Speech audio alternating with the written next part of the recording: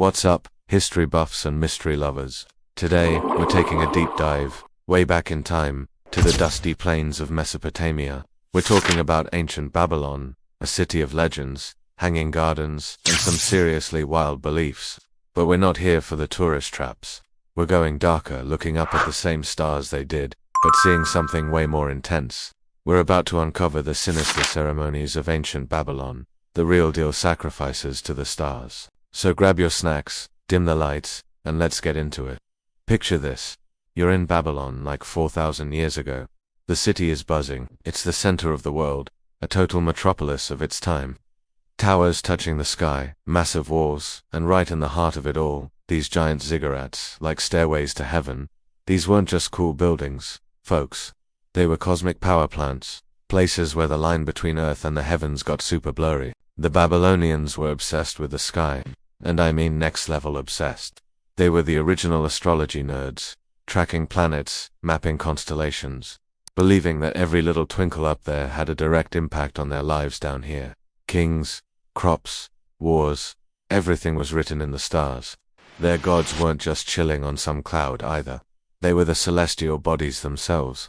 You had Marduk, their head honcho, linked to the planet Jupiter. Ishtar, the goddess of love and war, she was Venus, shining bright in the morning and evening. The moon god, Sin, and the sun god, Shamash, were also major players. Every planet and star was a deity with a personality, a temper, and an appetite. And when these gods got hangry, well, that's when things in Babylon started to get real sketchy. The Babylonians believed that to keep these powerful, cosmic beings happy, to keep the universe in balance, and to make sure their city kept thriving, they had to give them stuff. Big stuff. Now, when we hear sacrifice, our minds probably jump to some pretty grim scenes, right? And yeah, we'll get to that. But for the Babylonians, it started with things you might expect. They'd offer up the best of their harvest, prize-winning livestock like sheep and goats, and pour out expensive wine and beer.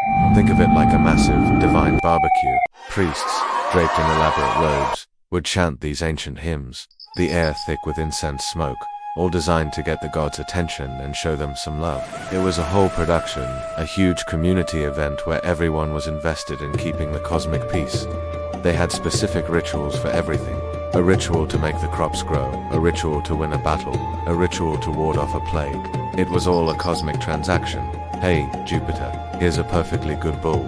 How about you give us a break with the floods this year? It was a system built on appeasement. But what happened when the stakes were higher?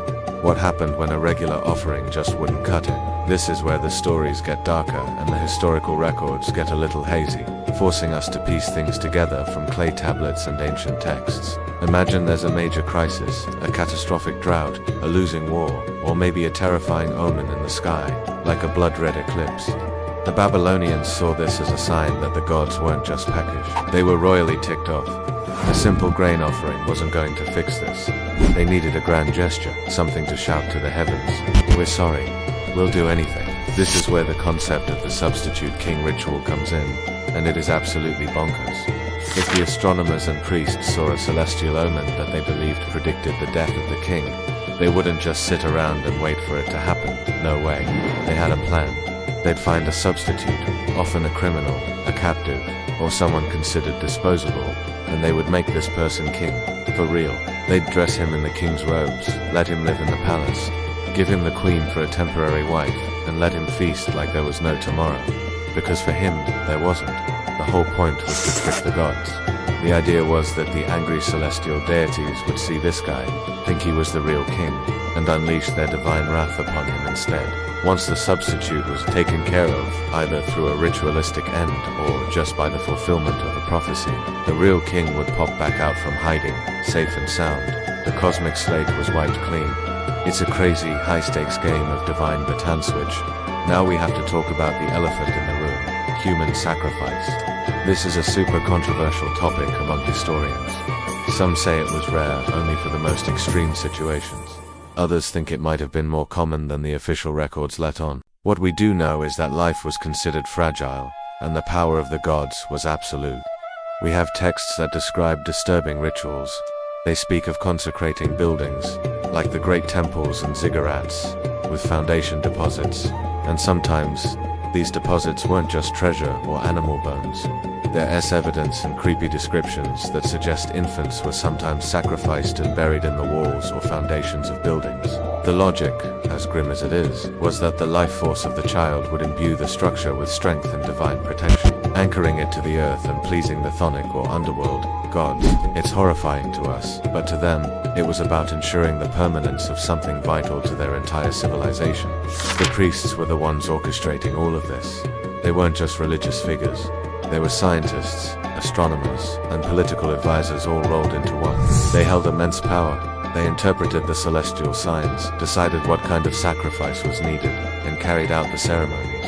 They had access to knowledge that was kept from the general public, a secret language of the stars. They used complex astronomical charts and mathematical calculations that were way ahead of their time to predict cosmic events. This knowledge was their leverage. If a priest told the king that Mars was looking angry and a sacrifice was needed to prevent a military defeat, who was the king to argue? This fusion of science and superstition gave these ceremonies an authority that was nearly impossible to question. Let's not forget the ordinary Babylonian citizen and all this stuff for them. These rituals were part of life. The stars weren't just pretty lights, they were a constant, looming presence. An unexpected comet wasn't a cool sight, it was a terrifying message from the gods. So when these major ceremonies happened, it was a mix of fear and hope. Fear of what would happen if the rituals failed, and hope that the offerings would be enough to bring back balance and prosperity. The whole city would be caught up in the drama, watching the ziggurat, smelling the incense, and praying that their world wouldn't come crashing down. So, as we look up at the night sky today, it's wild to think that thousands of years ago, an entire civilization looked at the same stars and saw a cosmic battlefield of demanding gods.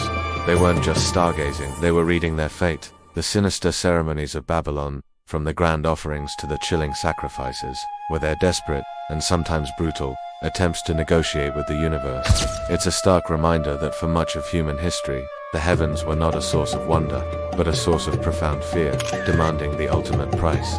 What a crazy world, right? It really makes you think about how our own beliefs shape our actions. Thanks so much for hanging out and exploring this dark corner of history with me. If you dug this journey into the past, make sure to hit that like button, subscribe, and ring the bell so you don't miss our next adventure. Let me know in the comments what ancient mystery you want me to tackle next. Stay curious, and see you in the next one.